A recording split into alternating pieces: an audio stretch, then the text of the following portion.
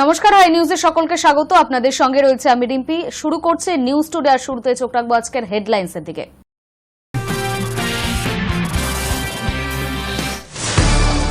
তৈরি হলো নতুন ইতিহাস। এক্সিম 4 মহাকাশযানের সফল উৎক্ষেপণ। রাকেশ শর্মার পর আবারও মহাকাশে এক ভারতীয়। আগামী 14 দিন মহাকাশে কাটাবেন গ্রুপ ক্যাপ্টেন শুভাংশু শুক্লা।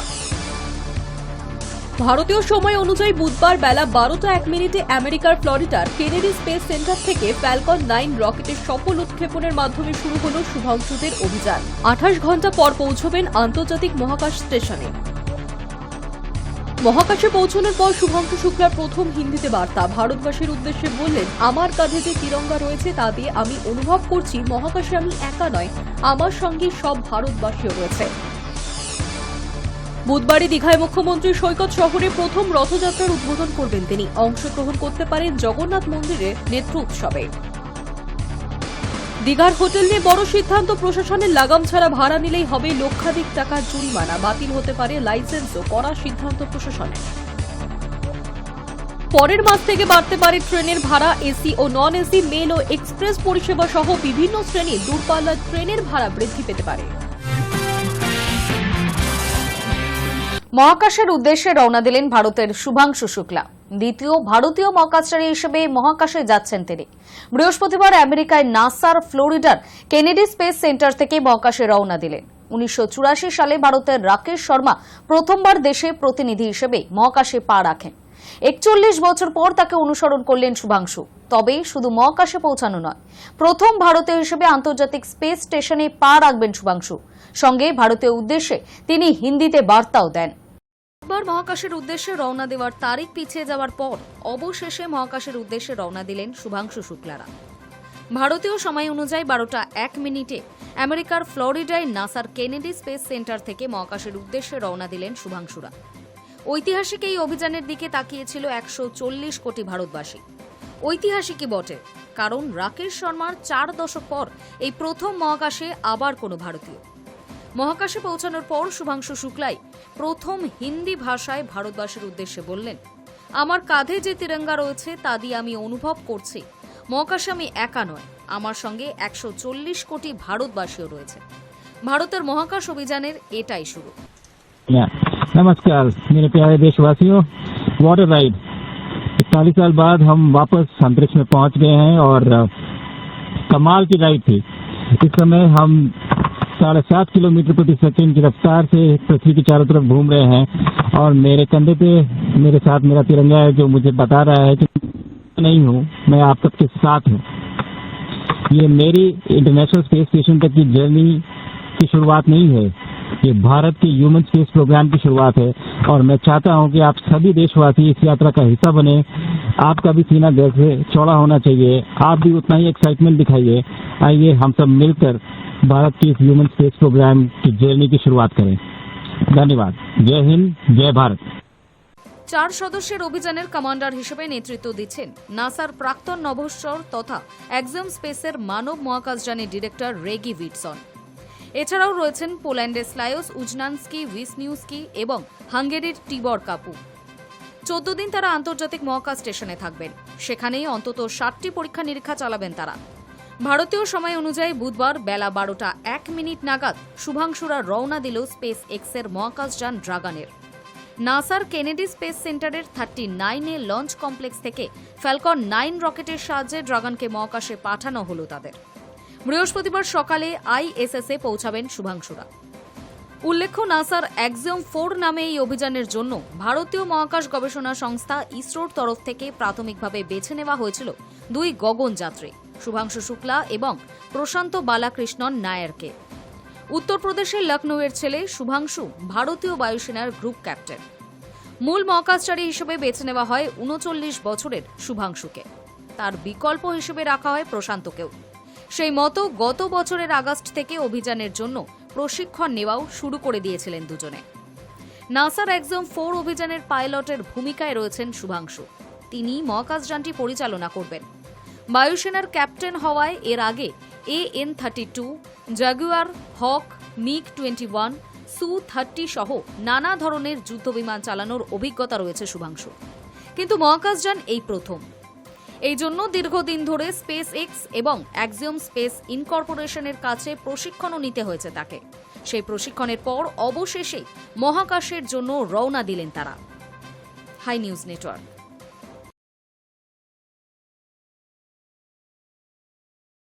লখনৌয়ের এক স্কুল ছাত্রকে স্বপ্নেও ভেবেছিল একদিন সে পা দেবে আন্তর্জাতিক মহাকাশ স্টেশনে। 140 কোটি দেশবাসী অধীর আগ্রহে চেয়ে দেখবে আবার এক ভারতীয় উড়ে যাচ্ছে মহাকাশে। শুভাংশু শুক্লার এই যাত্রাপথ যেন এক ব্লকবাস্টার ছায়াছবি চিত্রনাট্য। ভারতীয় বিমান বাহিনীর এই গ্রুপ ক্যাপ্টেন যুদ্ধ বিমানের চালক থেকে কিভাবে হয়ে উঠলেন মহাকাশযান চালক?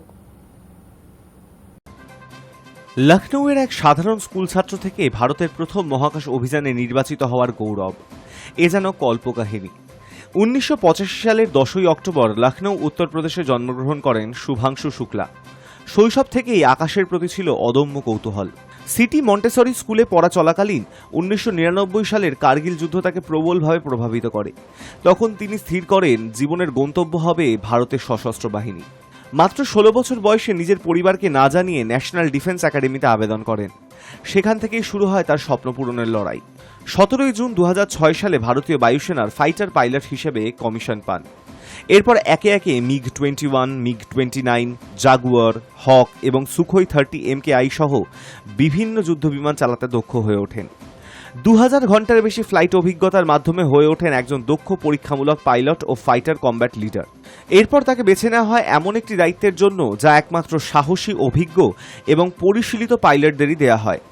নতুন তৈরি অপরীক্ষিত যুদ্ধবিমান এবং প্রযুক্তি নিয়ে আকাশে ওড়া এবং তাদের আরও কার্যকর করে তোলা। 2019 সালে তার মহাকাশ যাত্রার দিগন্ত খুলে যায় যখন তাকে ভারতীয় গগনযান মিশনের জন্য নির্বাচিত করা হয়। এরপর শুরু হয় কঠিন প্রস্তুতি। রাশিয়ার ইউরি গ্যাগারিন কসমোনট ট্রেনিং সেন্টারে প্রশিক্ষণ সম্পূর্ণ করেন 2021 সালে। পাশাপাশি ব্যাঙ্গালোরের অ্যাস্ট্রোনট ট্রেনিং ফ্যাসিলিটিতে উচ্চতর প্রশিক্ষণ এবং IISc ব্যাঙ্গালোর থেকে অ্যারোস্পেস ইঞ্জিনিয়ারিংয়ে স্নাতকোত্তর ডিগ্রি অর্জন করেন। এবার শুভাংশু চললেন ইতিহাস গড়তে অ্যাক্সিওম 4 মিশনের অংশ হিসেবে।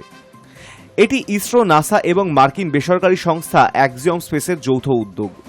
নাসার কেনেডি স্পেস সেন্টারের লঞ্চ কমপ্লেক্স 39A থেকে উড়ে গেল এই রকেট, যেখান থেকেই একদা অ্যাপোলো 11 চাঁদের উদ্দেশ্যে রওনা দিয়েছিল।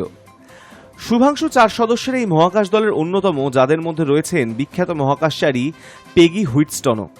মহাকাশে 650 দিনেরও বেশি কাটিয়ে আসা পেগি এই দলের নেতৃত্ব দিচ্ছেন। তার মতো মহাকাশে কাটানোর অভিজ্ঞতা দুনিয়ার আর কোনো মহিলা মহাকাশচারীর নেই। আন্তর্জাতিক মহাকাশ স্টেশনে 14 দিন কাটাবেন শুভাংশু। এই সময়ের মধ্যে করবেন মোট 12টি বৈজ্ঞানিক গবেষণা, যার মধ্যে 5টি নাসার সঙ্গে যৌথভাবে এবং 7টি একেবারে ইসরোর নিজস্ব প্রকল্প। গবেষণার মূল বিষয় হবে মহাকাশ, কৃষি, জীবনবিজ্ঞান ও শারীরবৃত্তীয় পরিবর্তন। সবচেয়ে গুরুত্বপূর্ণ, মহাকাশ থেকে সরাসরি ভারতের স্কুল পড়ুয়া ছাত্রছাত্রীদের সঙ্গে লাইভ কথোপকথনে অংশ নেবেন তিনি, একজন রোল মডেল হিসেবে আগামী প্রজন্মকে উৎসাহিত করার লক্ষ্যে।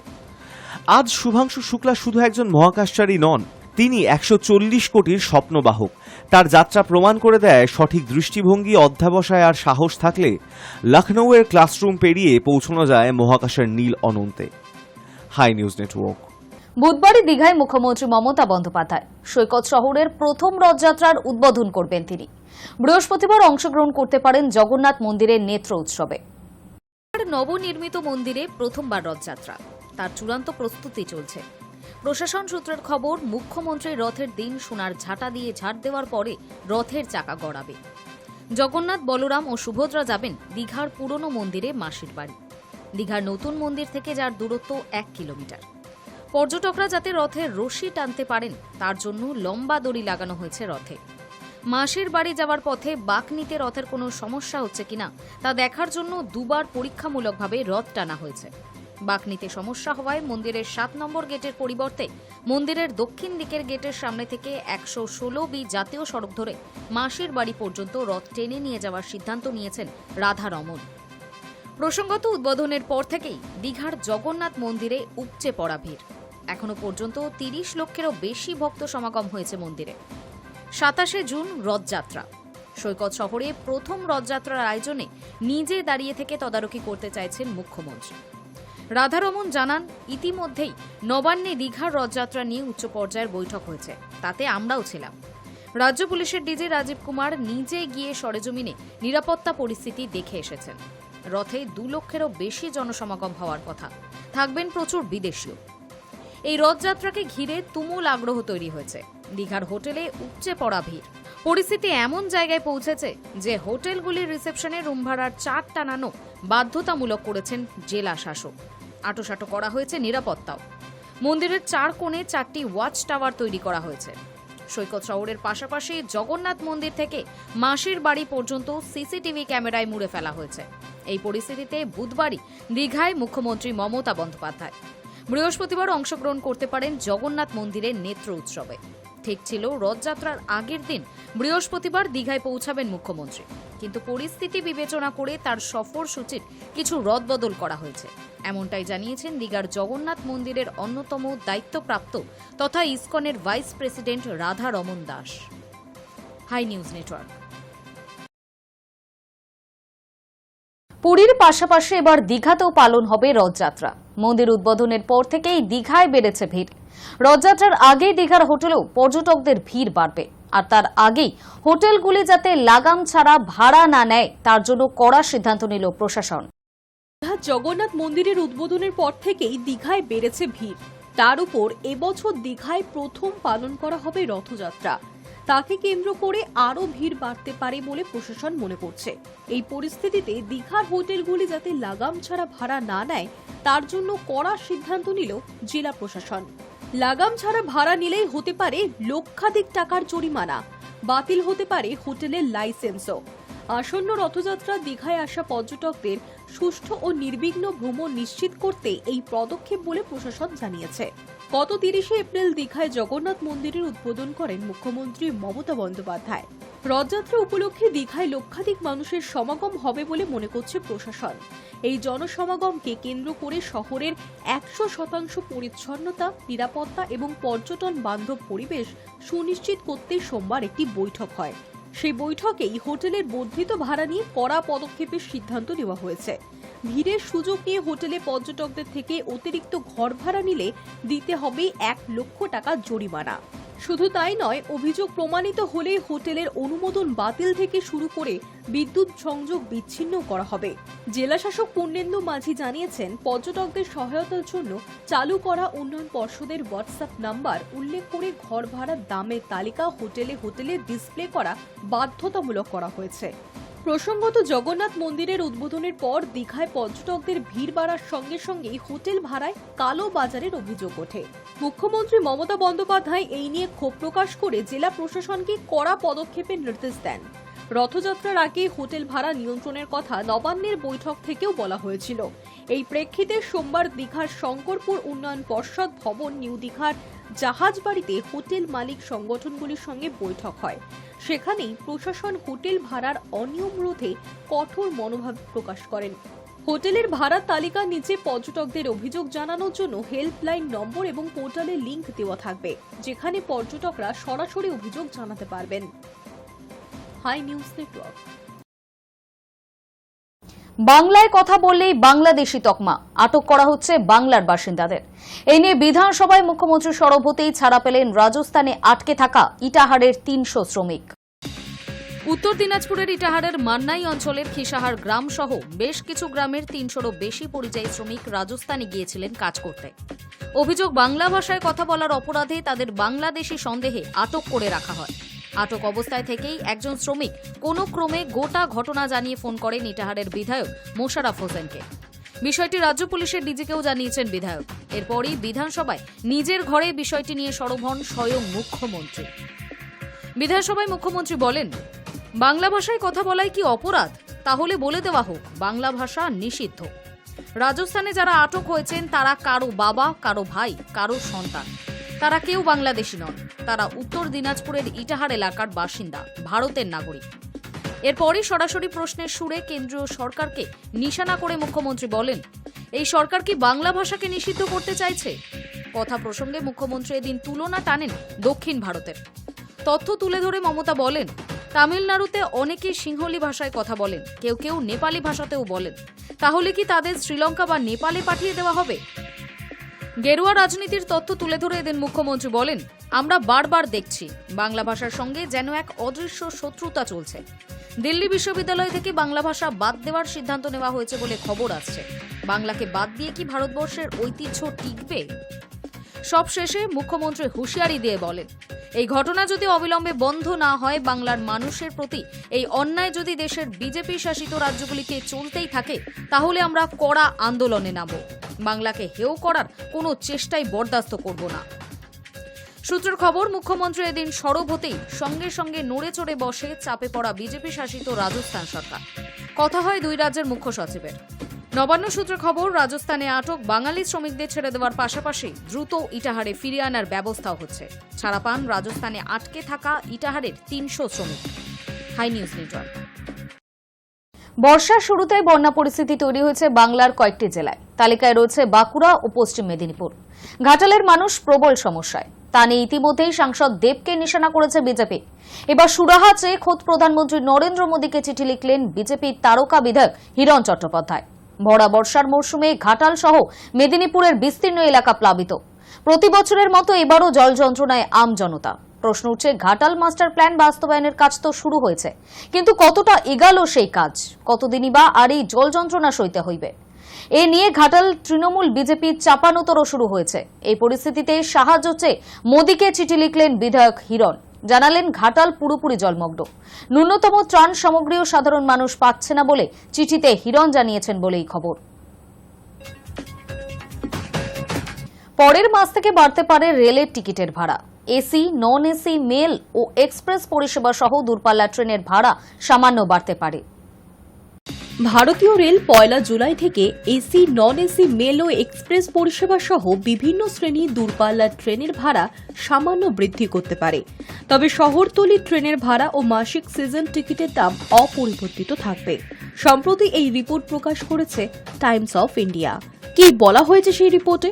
এই বিষয়ে এক সংবাদ মাধ্যমের সঙ্গে কথা বলেছেন এক রেলের আধিকারিক। তিনি জানিয়েছেন, নতুন এই ভাড়ায় সংশোধনী যাত্রীদের উপর যাতে খুব বেশি প্রভাব না ফেলে সেদিকে লক্ষ্য রাখছে ভারতীয় রেল।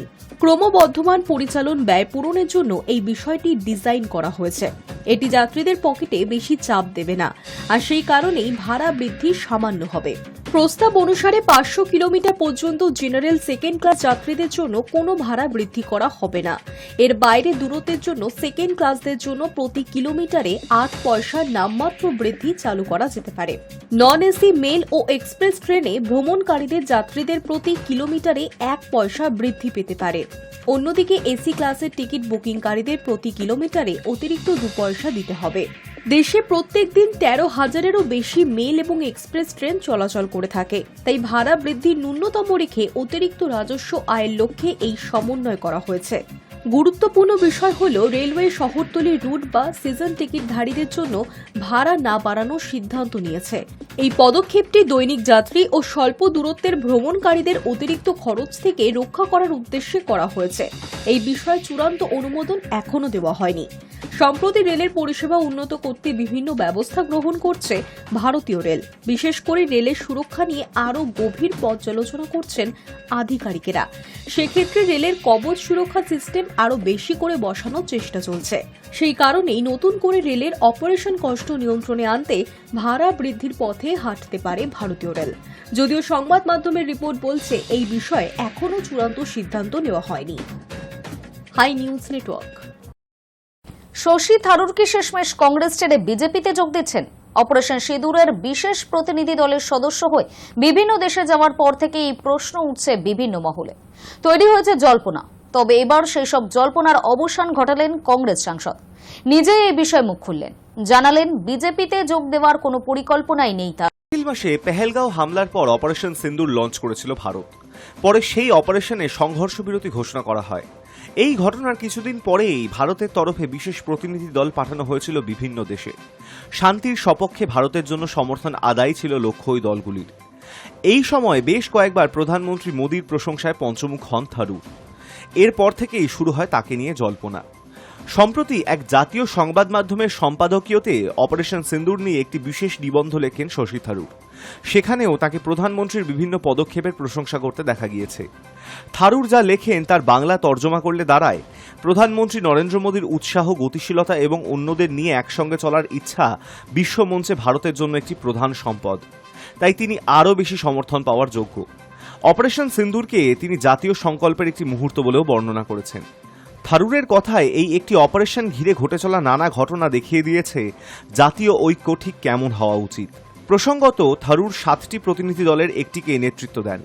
তার দল পানামা, গায়না, কলম্বিয়া, ব্রাজিল এবং সর্বশেষ মার্কিন যুক্তরাষ্ট্র সফরে গিয়েছিল। তবে প্রধানমন্ত্রী ও অপারেশন সিন্দুর নিয়ে তার মন্তব্যকে অনেকেই কংগ্রেসের জন্য অস্বস্তিকর বলেও ব্যাখ্যা করেছেন, কিন্তু এবার সেই ভুলই ভাঙিয়ে দিলেন শশী থারুর নিজে। Hi news Network. আমেরিকার বিমান হামলায় আদৌ কি ইরানের পরমাণু কেন্দ্রগুলির কোনো ক্ষতি হয়েছে? মার্কিন বাংকার বাস্টার কতটা ধ্বংস করল ইরানের 3 পরমাণু কেন্দ্র ফরডো, নাতানজ এবং ইস্পাহানে? এখনো পর্যন্ত ক্ষয়ক্ষতির সম্পূর্ণ তথ্য না মিললেও আমেরিকার গোয়েন্দাদের সঙ্গে মত পার্থক্য দেখা দিল প্রেসিডেন্ট ডোনাল্ড ট্রাম্পের। শেষে হোয়াইট হাউসকে নামতে হলো ব্যাখ্যা। রবিবার ভোরে ইরানের 3 পরমাণু কেন্দ্রে আকাশ থেকে বোমা বর্ষণ করে আমেরিকার B-2 বম্বার বোমারু বিমানগুলি। আমেরিকার এই অতর্কিত হামলায় কতটা ধ্বংস হলো ইরানের পরমাণু কেন্দ্রগুলি, এই সংক্রান্ত মার্কিন গোয়েন্দা সংস্থার একটি প্রাথমিক মূল্যায়নের রিপোর্ট প্রকাশ্যে এসেছে। বিভিন্ন আন্তর্জাতিক সংবাদ মাধ্যম ওই রিপোর্টকে উল্লেখ করে জানায়, মার্কিন হামলায় সম্পূর্ণরূপে ধ্বংস হয়নি ইরানের পরমাণু কেন্দ্রগুলি, তাদের পরমাণু কর্মসূচি শুধু কয়েক মাস পিছিয়ে গিয়েছে মাত্র। সংবাদ মাধ্যম CNN দাবি করেছিল, পেন্টাগনের গোয়েন্দা শাখা এবং মার্কিন প্রতিরক্ষা গোয়েন্দা সংস্থার যৌথ মূল্যায়নে তৈরি হয়েছে রিপোর্টটি। ইরানে হামলার পরই ট্রাম্প জানিয়েছিলেন, সফলভাবে ইরানের 3 পরমাণু কেন্দ্রে হামলা চালানো হয়েছে, ধ্বংস হয়েছে সেগুলি। তারপরে গত কয়েকদিনে বারবার একই দাবি করে এসেছেন ট্রাম্প এবং তার প্রশাসন। এমনকি মার্কিন প্রতিরক্ষা সচিব পিট হেগেস্টেথও দাবি করেন, ইরানের পরমাণু কেন্দ্রগুলি সম্পূর্ণরূপে নিশ্চিহ্ন হয়ে গিয়েছে। কিন্তু ফাঁস হওয়া মার্কিন গোয়েন্দা রিপোর্টে উল্টো দাবি করা হয়। ইরানের পরমাণু কেন্দ্র কতটা ধ্বংস হয়েছে তা মূল্যায়ন করার জন্য যে দল গঠিত হয়েছে তারই 2 সদস্যকে উদ্ধৃত করে CNN জানাচ্ছে, ইরানের সমৃদ্ধ ইউরেনিয়ামের মজুদ ধ্বংস হয়নি। দাবি করা হচ্ছে, পরমাণু কেন্দ্রের সেন্টিফিউজগুলি মূলত অক্ষতই রয়েছে। ধ্বংস করা না গেলেও ইরানের পরমাণু কর্মসূচি আরও কয়েক মাস পিছিয়ে দেওয়া সম্ভব হয়েছে বলেও প্রাথমিক মূল্যায়নে দাবি করা হয়। সংবাদ সংস্থা রয়টার্স সূত্রে খবর, প্রাথমিক মূল্যায়নে দেখা গিয়েছে, হামলার আগেই ইরান পরমাণু কেন্দ্রগুলি থেকে সমৃদ্ধ ইউরেনিয়ামের অনেক অংশই অন্যত্র সরিয়ে নিয়ে গিয়েছিল। মার্কিন গোয়েন্দাদের এই তথ্যের সঙ্গে একমত নন ট্রাম্প, তিনি ফের নিজের পুরনো অবস্থানেই অনড়। ট্রুথ সোশ্যালে একটি পোস্টে ট্রাম্প লেখেন, ইসরায়েল এবং ইরান উভয়ই সমানভাবে যুদ্ধ বন্ধ করতে চেয়েছিল। সমস্ত পারমাণবিক স্থাপনা ধ্বংস করা এবং তারপরে যুদ্ধ বন্ধ করা আমার জন্য অত্যন্ত সম্মানের ছিল। হোয়াইট হাউসও ট্রাম্পের কথায় সায় দেয়। মার্কিন গোয়েন্দাদের প্রাথমিক মূল্যায়নের রিপোর্টকে সম্পূর্ণ ভুল বলে ব্যাখ্যা দেওয়া হয়েছে। হোয়াইট হাউসের প্রেস সেক্রেটারি ক্যারোলিন লিভিট এক বিবৃতিতে বলেন, এই ধরনের মূল্যায়ন ফাঁস হওয়া প্রেসিডেন্ট ট্রাম্পকে হেয় প্রতিপন্ন করার সমান। শুধু তাই নয়, যেসব সাহসী মার্কিন সেনারা ইরানের পরমাণু কর্মসূচি ধ্বংস করেছেন তাদের অসম্মান করার একটি প্রচেষ্টা করা হয়েছে। Hi news Network. চুরি করতে গিয়ে ধরা পড়ে গিয়েছিলেন যুবক, অভিযোগ এমনটাই। সেই অপরাধী তাকে অর্ধনগ্ন করে জুতোর মালা পরিয়ে ঘোরালো পুলিশ। সম্প্রতি জম্মু ও কাশ্মীরে এই ঘটনাটি ঘটেছে। ঘটনার ভিডিও সমাজ মাধ্যমে ছড়িয়ে পড়তেই শুরু হয়েছে বিতর্ক। চুরি করতে গিয়ে ধরা পড়ে গিয়েছিল যুবক, অভিযোগ তেমনটাই। সেই অপরাধে তাকে অর্ধনগ্ন করে জুতোর মালা পরিয়ে ঘোরালো পুলিশ। সম্প্রতি জম্মু ও কাশ্মীরে ঘটনাটি ঘটেছে। ঘটনার ভিডিও সমাজ মাধ্যমে ছড়িয়ে পড়তেই শুরু হয়েছে বিতর্ক। স্থানীয় সূত্রে জানা গিয়েছে, ওই যুবক বক্সিনগর এলাকার একটি দোকানে ওষুধ কিনতে গিয়েছিলেন। সেখানে ওই যুবক 40,000 টাকা চুরি করে বলে অভিযোগ। খবর দেওয়া হয় পুলিশে, কিন্তু পুলিশ এসে তাকে গ্রেফতার করার পরিবর্তে তার জামা খুলিয়ে হাতকড়া পরিয়ে একটি গাড়ির বনেটে বসিয়ে জম্মু শহরের রাস্তায় ঘোরায়। শুধু তাই নয়, পুলিশ কর্মীরা মাইকে ঘোষণা করতে থাকে, ওষুধ কেনার নাম করে 40,000 টাকা চুরির অভিযোগে ওই ব্যক্তিকে গ্রেফতার করা হয়েছে। অভিযোগ, গোটা এলাকার নেপথ্যে ছিল বক্সিনগর থানা স্টেশন হাউস অফিসার। এছাড়াও ছিলেন অন্য পুলিশ কর্মীরা। ক্রমে ভিড় বাড়তে থাকে। মজা দেখতে পুলিশের সঙ্গে যোগ দেন স্থানীয়রাও। मैं रिक्वेस्ट करूंगा कि ये चोर जो है पब्लिक को धोखा देते हैं, और अगर पब्लिक एक्टिव है, पब्लिक सतर्क हो गई है, उनको आइडिया हो जाता है कि उनके घर जो बंदा आ रहा है वो चोर है, तो हमें इन्फॉर्म करें, हम जल्द से जल्द वहाँ पहुँच के तो इनको अरेस्ट करके इस चोर को हमने चेज करके पकड़ा है। इस चोर ने अभी एक अटेम्प्ट किया है, एक बंदे का हाथ भी काटा है छोटे चाकू से। तो शोर उठा, मैं पेट्रोलिंग में था, तो हमारी पार्टी ने इसको अच्छी तरह जो पैसे 40,000 का वो एप्लीकेंट बता रहा था। अभी पार्ट ऑफ इन्वेस्टिगेशन देखते हैं। ঘটনার একটি ভিডিও সমাজ মাধ্যমে ছড়িয়ে পড়েছে। তাতে দেখা যাচ্ছে যুবকের শরীরের ওপরের অংশে কোনো জামা নেই, গলায় ঝোলানো রয়েছে জুতোর মালা, হাত পরা পরিয়ে একটি গাড়ির বনেটে বসে রাখা হয়েছে তাকে। চারপাশ থেকে তাকে ঘিরে রেখেছে পুলিশ কর্মী ও স্থানীয়রা। এরপরে গাড়িটি জম্মু শহরের রাস্তায় রাস্তায় ঘোরানো হয়েছে। ভিডিও প্রকাশ্যে আসতেই ব্যাপক সমালোচনা শুরু হয়েছে সমাজ মাধ্যমে। অনেকেই পুলিশের পদক্ষেপ নিয়ে প্রশ্ন তুলতে শুরু করেছেন। বেশিরভাগের মতেই পুলিশ কর্মীদের এরকম আচরণ অপেশাদার এবং অশোভন। বিতর্কের আবহে পদক্ষেপ করেছে জম্মু পুলিশ।